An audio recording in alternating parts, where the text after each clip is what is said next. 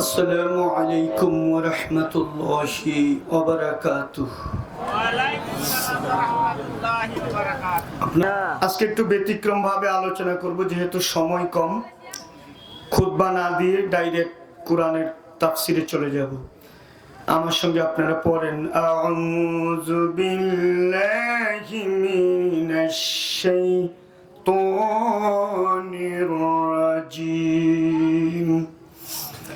বিসমিল্লাহির রহমানির রহিম। তাব্বাত ইয়াদা আবি লাহাবিন ওয়া তাব।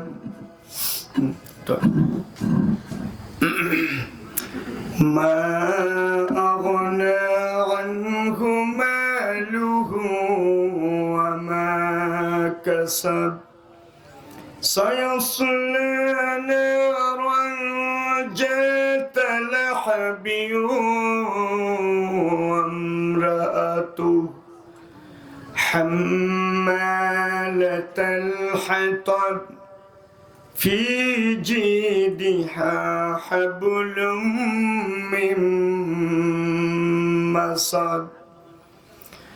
وقال رسول الله صلى الله عليه وسلم في الحديث الشريف: قال من رأى منكم منكرا فليغير بيده فإن لم يستطع فبلسانه فبقلبه ذلك أضعف الإيمان. رواه البخاري ومسلم. সকলে দরুদ শরীফ পড়ি। আল্লাহুম্মা সাল্লি আলা মুহাম্মাদিন ওয়া আলা আলি মুহাম্মাদ কামা সাল্লাইতা আলা ইব্রাহিম ওয়া আলা আলি ইব্রাহিম إنك حميد مجيد.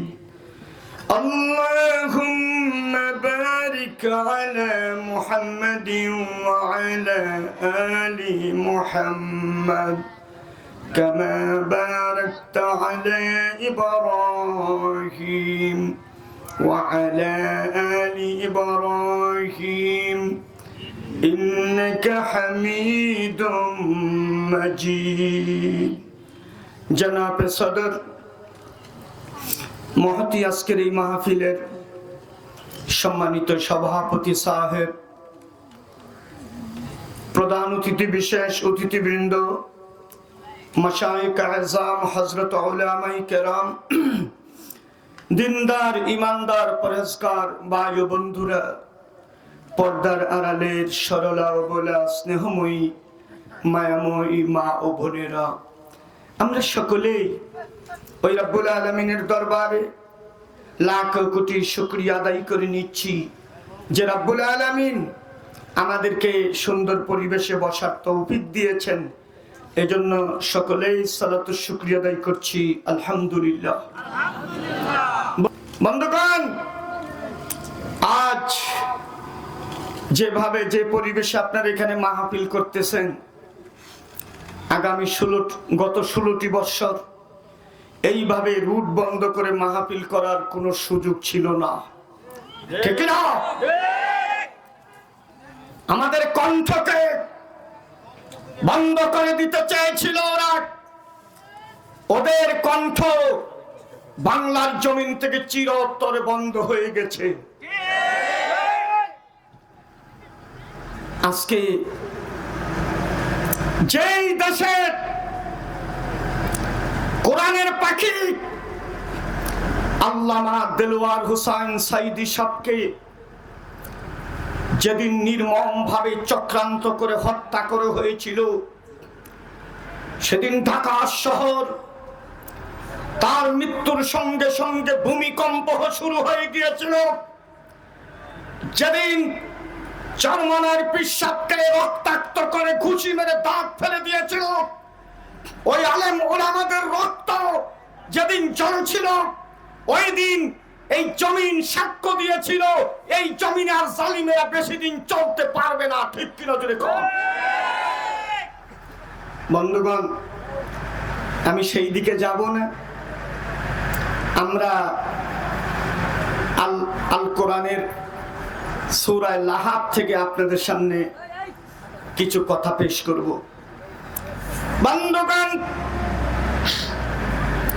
সূরা লাহাব ছোট্ট একটি সূরা আমি আপনাদের সামনে তেলাওয়াত করেছি। যে সূরাতে সূরার শানে নজুল হচ্ছে, সূরার নাজিলের সময়টা, প্রেক্ষাপটটা ছিল এরকম। আল্লাহর নবী, আরবের মাটিতে আল্লাহর নবীর পক্ষে লোক ছিল না। কোরআনের প্রথম দাওয়াত যেদিন দেওয়া শুরু হয়ে গেল, চতুর্দিকে নবীজির বিরোধিতা। আল্লাহর নবী সর্বপ্রথম নিজের বংশের লোকদেরকে দাওয়াত দিলেন। পাহাড়ের উপরে উঠে, ওই সময় একটা নিয়ম ছিল, উঁচা জায়গায় উঠে কাউকে যদি ডাক দেওয়া হতো, এলাকার মানুষে মনে করতো কোনো বিপর্যয় হয়ে গেছে, সবাই দৌড়াইয়া যাইতো। এখন আর মতো মাইক ছিল না। পাহাড়ের চূড়ায় দাঁড়িয়ে বিশ্বনবী ডাক দিল, এক কুরাইশের গোষ্ঠীরা কোথায় আছো? সবাই বলে আমরা হাজির। এই আব্দুল মান্নাফের গোষ্ঠীরা কোথায়? কয় আমরা হাজির। হাশিম গোত্রের লোকেরা কোথায়? আমরা হাজির। সবাই হাজির হয়ে গেছে আল্লাহর নবীর কথা শোনার জন্য। কার কথা শোনার জন্য? তখন তিনি নবী হন নাই, ও নবী মাত্র, কোরআন নাজিল হয়েছে। সুবহানাল্লাহ। বিশ্বনবী সমস্ত কাফেরদেরকে বলল, ওই কাফেররা, ওই কুরাইশের লোকেরা, ওই মান্নাফের গোষ্ঠীরা, সকল গোষ্ঠীরা শুনো, আমি তোমাদেরকে এমন একটি গুরুত্বপূর্ণ কথা বলার জন্য আমি তোমাদেরকে দাওয়াত দিচ্ছি। তোমরা কি আমার কথা শুনবে কিনা? হ্যাঁ, তোমার কথা শুনবো না মানে? তুমি হচ্ছে আমাদের সেই আলামিন, তুমি জীবনে কোনো মিথ্যা কথা বলো নাই। সুবহানাল্লাহ। সাক্ষী দিল, সমস্ত লোকেরা বলল তুমি সত্যবাদী, আমাদের আলামিন। তোমার কাছে আমরা ভালো কথা শোনার জন্য এসেছি, আমরা অপেক্ষা করতেছি। তুমি যা বলবে অবশ্যই সত্য কথা, তোমার কথা শুনবো এবং মানবো। আরবের কাফেররা ওয়াদা দিলেন। দ্বীনের নবী রাহমাতুল লিল আলামিন, দ্বীনের নবী রাহমাতুল লিল আলামিন তাদেরকে কোরআনের দাওয়াত দিলেন আর বললেন, এক আল্লাহর গোলামি করো।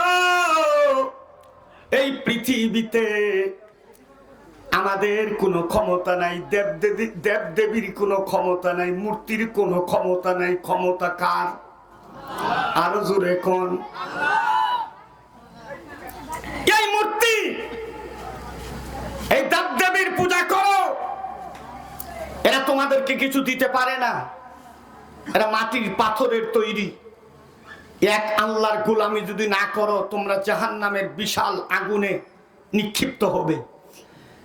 এই দাওয়াত দিলেন নিজের গোষ্ঠীর লোকেরা, এলাকার লোকদেরকে পাহাড়ে দাঁড়িয়ে। আবু জাহেল বলল যে, এই কথা বলার জন্য আনছো? আর কোনো কথা খুঁজে পাইছো না? তুমি নবী, তোমার মা নাই, বাপ নাই, টাকা নাই, পয়সা নাই, তোমার আল্লাহ নবী বানাইলো। এই আরবে কত ভালো ভালো লোক আছেন, টেহাউলা, অগরে বানাইলো না, তোমারই নবী বানাইলো। আল্লাহ কি চোখকে দেখলো না বালা কইরা? জোরে জোরে কোন নাউজুবিল্লাহ। আমি যখন লেখাপড়া করতাম, আমার মায়ের কইতো, এলাকার কত ভালো ভালো মানুষের বুলান আছে, কি এই অন্ধ তোমার বুলা কি লেখাপড়া করবে? টেহা খালি নিয়ে ভাঙতাছে আর খালি খাইতেছে। অন্ধ বেটা আবার কি লেখাপড়া করবো? যেটি কইছে ওটির বুলা আনে, আমি রিক্সা চালাই, চুরি করে পকেট মারি। আর আল্লাহ আমারে মঞ্চে বসাই দিছে। সুবহানাল্লাহ। আপনারা আবার বলতে পারেন, হুজুর আপনি মঞ্চে বসছেন, আমরা সুবহানাল্লাহ কইলে আমগো লাভ কি? লাভ আছে। কারো জন্য যদি আপনি ভালো বলেন, আল্লাহ আপনার ওইটা অন্য দিক দিয়ে ভালো একটা কিছু দিয়ে দিব। সুবহানাল্লাহ কোন। এই জন্য কারোর জন্য দোয়া করতে কার্পণ্য করবেন না, দোয়া করলে ওইটা আপনিও পাবেন।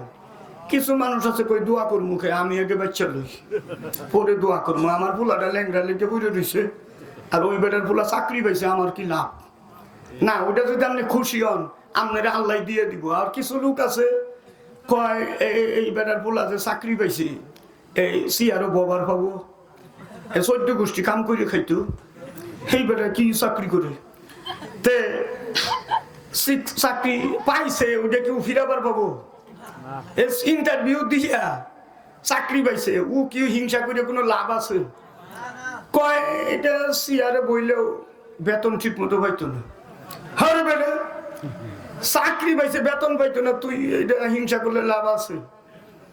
তে বেতন পাইছে, কই বেতন পাইলে কি হবো, বেতন হইতো না, টেহা আয় দিত না।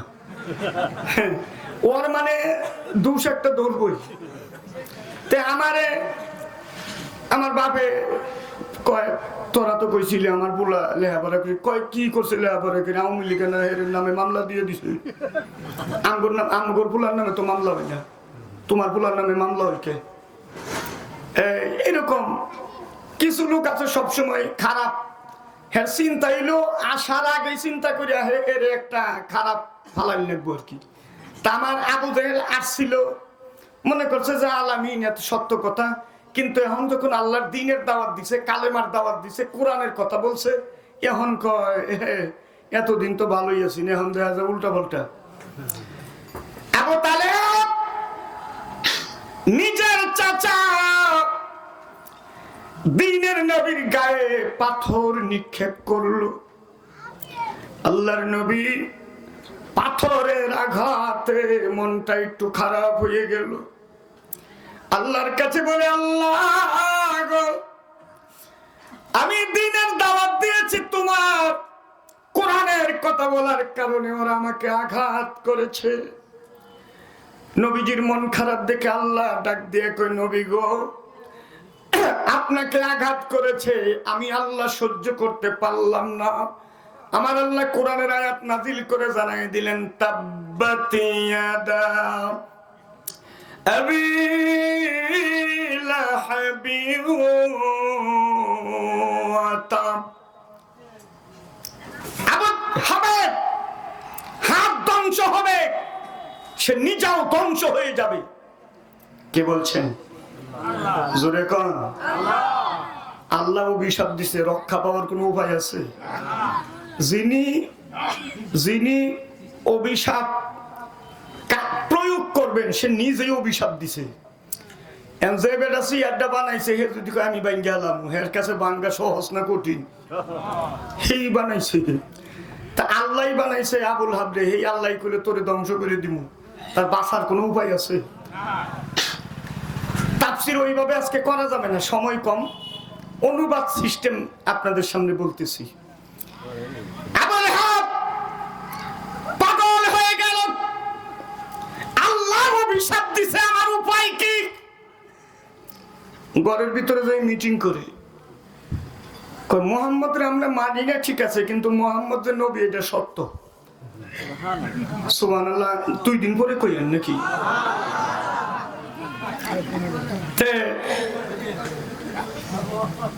আল্লাহ মানি না ঠিক আছে, কিন্তু আল্লাহ সত্য, আমাদের এই মূর্তির কোনো ক্ষমতা নেই। সুবহানাল্লাহ। সাইদি সাহেব লোকটা ভালো, সাইদি সাহেবের জন্য আওয়ামী লীগের 4000 নেতারে বহিষ্কার করছে সাইদি সাহেবের জন্য দোয়া করার কারণে।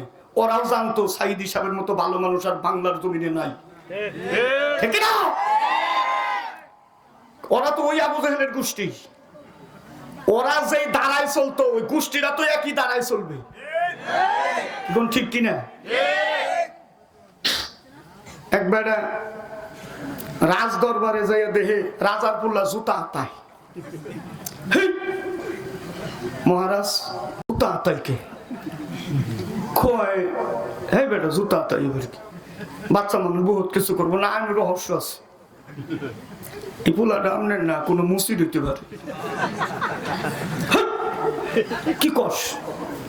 বালা করে আপনার বইয়ের যে গান গা পরে কই কি ব্যাপার, বউরে জিগাইছে ভালো করে, কই নাইলে কাল্লা খাইতে আসলাম। সত্য কথা কই, বই কয় দরকার করলে আমি জামু গান ধরেন তো কাল্লা খাইতেন না। আপনি 2-3 বছরের জন্য বিদেশে সফরে গেছিলেন, ওই সময় আমার মুসির সাথে একটা সম্পর্ক হয়েছিল, মনে হয় বাচ্চাটা ওই সময় জুতা তাই খালি। তো আমাদের দেশের আবু জাহেলের গোষ্ঠীরা জুতা পায়, ঠিক কিনা জুড়ে কম।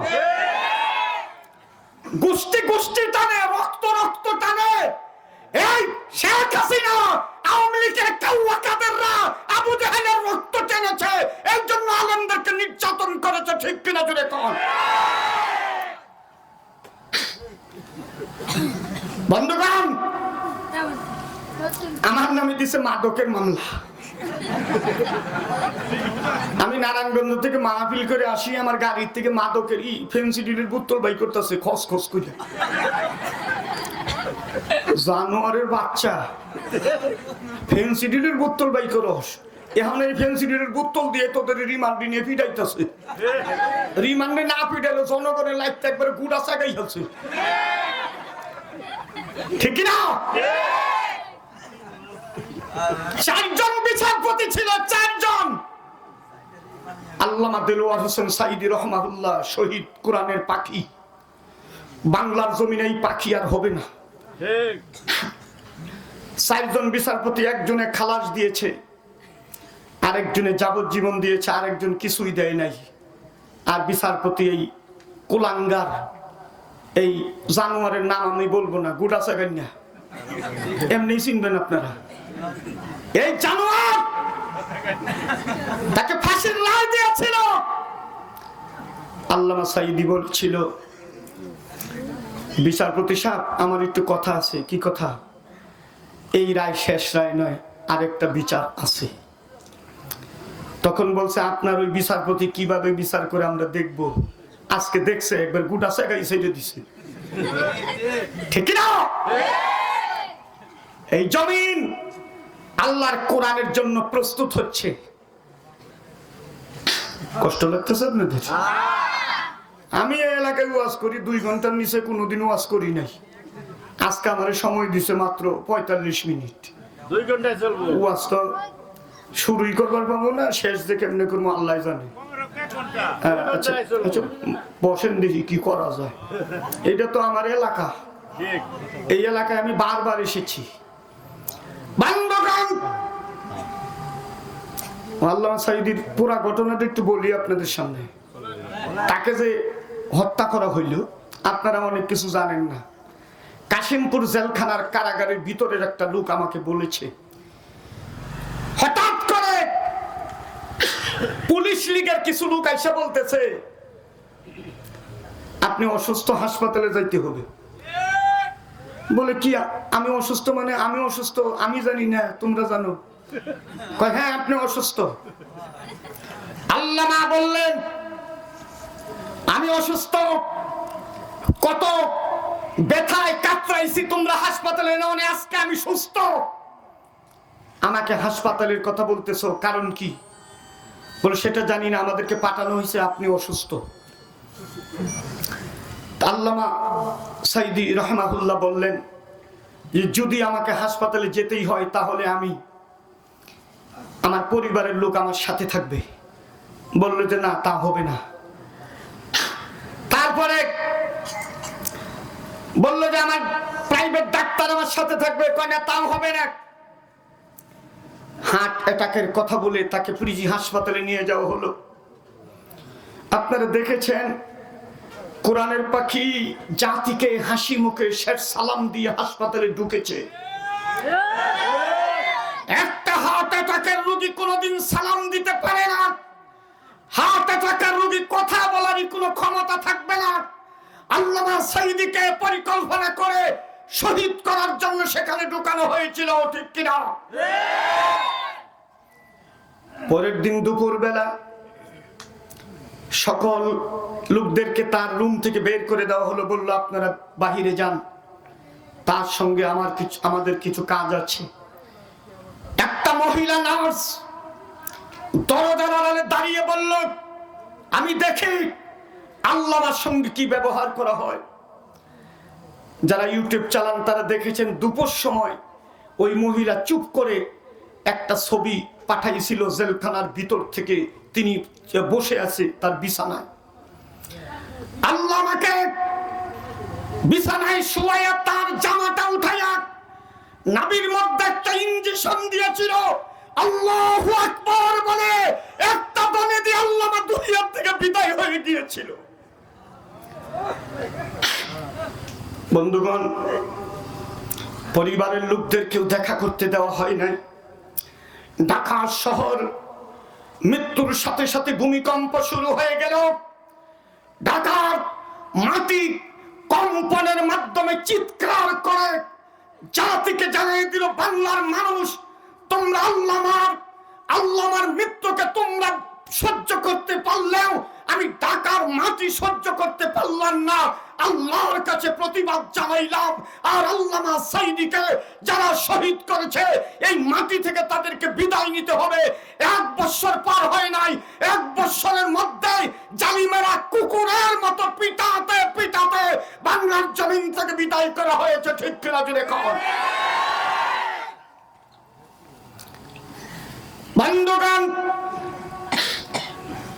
এবার আল্লাহ অভিশাপ দিয়ে দিল, আবুল হাব যেই হাত দিয়ে আমার নবীকে পাথর নিক্ষেপ করেছে ওই হাত ধ্বংস হবে, ও নিজেও ধ্বংস হবে। আবুল হাব কয়, আল্লাহ যখন অভিশাপ দিছে আমার তো কোনো উপায় নাই।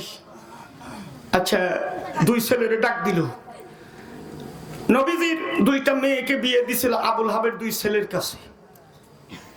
কয়, এই মেয়েগুলো তালাক দিয়ে দিবি। আমগর ধর্ম সাইডে গেছে গা, এর মেয়ে করে বাড়িতে পাঠিয়ে দিছে। নবীজি গেছে দৌড়াইয়া প্রতিবাদ করার জন্য। অন্যায় যদি করি, আমি করেছি, আমার মেয়েরা কি অন্যায় করেছে? ওই আবুল হাব যা করছে, বাংলাদেশের এই আবুল হাবের গোষ্ঠীরাও তাই করছে।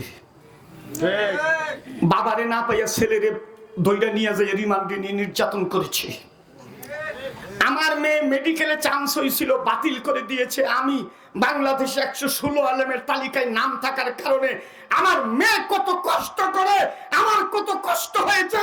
একটা মেয়েকে মেডিকেলে নিতে কত কষ্ট হয়। ওই আবু জাহেলের গোষ্ঠী, ওই আবুল হাবের গোষ্ঠী, ওই আওয়ামী লীগের কুকুরেরা সেটাও মানে নাই।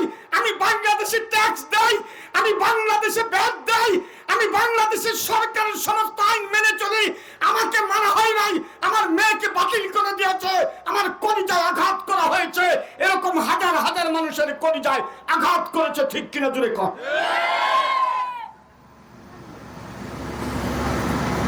কষ্ট হচ্ছে আপনাদের? বন্ধুগণ, বাস্তব তাফসীর করতেছি আপনাদের সামনে। বন্ধু, নবীজি যাওয়ার পরে আবুল হাব, আল্লাহর নবী যখন বলল আমার মেয়ের কি অপরাধ, আমার মেয়ে কি অন্যায় করেছে, আবুল হাবের 2 ছেলে উৎপা আমার নবীকে নির্যাতন শুরু করে দিল। আঘাতে আঘাতে রক্তাক্ত করে দিল আমার নবীকে। আমার নবীজি আঘাত খেয়ে দৌড়াইয়া যাইয়া একটু জিকির করেন, লা ইলাহা ইল্লাল্লাহ। তুমি গাড়ি গরু আসেন এখন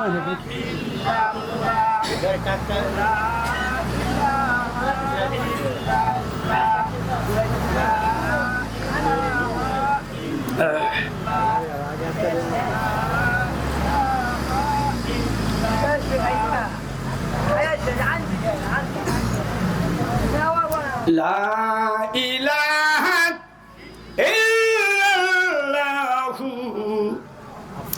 মুহাম্মাদুর রাসূলুল্লাহ সাল্লাল্লাহু আলাইহি ওয়াসাল্লাম, দ্বীনের নবী রাহমাতুল লিল আলামিন মার খেয়ে নির্যাতন সয়ে ঘরে দৌড়াইয়া চলে গেলেন। নবীজির কে আঘাত করেছে আবুল হাবের দুই ছেলে। আবুল হাব বলল, আপনার কথা বুঝতে পারতেছেন তো? আবুল হাব বলল, মুহাম্মদরে যে তোমরা আঘাত করলে, এখন মুহাম্মদ যা বলবে তাই তোমাদের হবে, তাড়াতাড়ি দৌড়াইয়া যাও, দেখো মুহাম্মদ কি অভিশাপ দেয়। অভিশাপ যেটা দিবে সেটা তোমাদের বাস্তবায়ন হয়ে যাবে, তাড়াতাড়ি দৌড়াইয়া যা। মুহাম্মদ কি বলে সতর্ক যাতে থাকা যায়, তাড়াতাড়ি দৌড়াইয়া যা। নবীজি ঘরের ভিতরে দৌড়াইয়া যাইয়া মেয়েদের মুখের দিকে তাকাইয়া, দুইটা মেয়ের সংসার ভেঙে গেল কোরআনের দাওয়াত দেওয়ার কারণে। আল্লাহর নবী ঘরের ভিতরে যাওয়ার পরে ছেলেরা মেয়েরা স্ত্রীরা নবীজিকে সান্ত্বনা দিচ্ছে, তার আঘাতের জায়গাগুলো ওষুধ দিচ্ছে। আর আল্লাহর নবী বলল, আল্লাহ যারা আমাকে কষ্ট দিল, নির্যাতন করলো, তাদেরকে বনের হিংস্র প্রাণীর দ্বারা দুনিয়ার থেকে বিদায় করে দিও। এবার আবুল হাব কয়, মুহাম্মদ কি অভিশাপ দিছে? কয় বনের প্রাণী হিংস্র জানোয়ার যাতে আমাদেরকে খেয়ে ফেলে, এই অভিশাপ দিছে। কয় একটু সাবধানে থাকিস।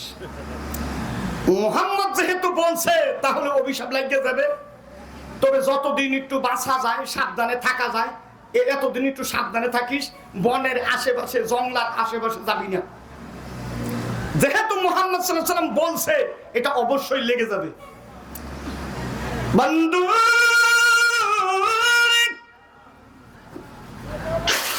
গভীর রাত্রে আবুল হাবের দুই ছেলে নিয়ে ব্যবসায় গিয়েছিল। গভীর রাত্রে এক জায়গায় রাস্তায় থাকার ব্যবস্থা, দুই ছেলে ঘুমাইয়া গেছে। 100 সৈনিক পাহারায় দাঁড়া করাইয়া দিছে। কয়শো সৈনিক? 100 সৈনিক, যাতে আমার ছেলেদেরকে কিছু করতে না পারে। তোরা তোদের ঘুম পরে ঘুমাবি, আগে আমার ছেলেদেরকে পাহারা দিবি। কারণ মাথার উপরে আছে মুহাম্মদ সাল্লাল্লাহু আলাইহি ওয়াসাল্লামের অভিশাপ। কার অভিশাপ? আল্লাহর নবীর অভিশাপ। কার অভিশাপ?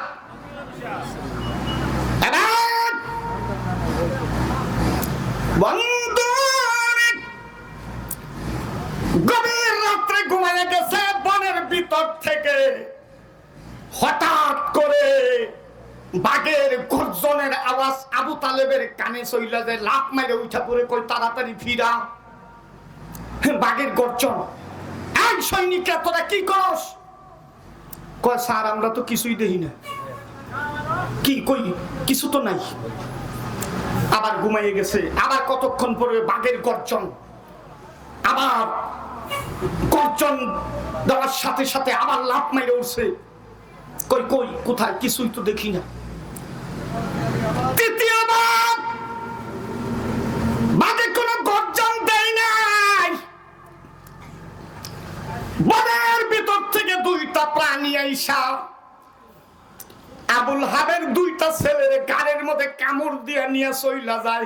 100 সৈনিক ওই বাঘের কাছেও যাইতে পারে নাই। জোরে জোরে কোন সুবহানাল্লাহ। নবীর অভিশাপ লাগে কি লাগে নাই? সাথে সাথে পরিষ্কার, দুই ছেলে শেষ।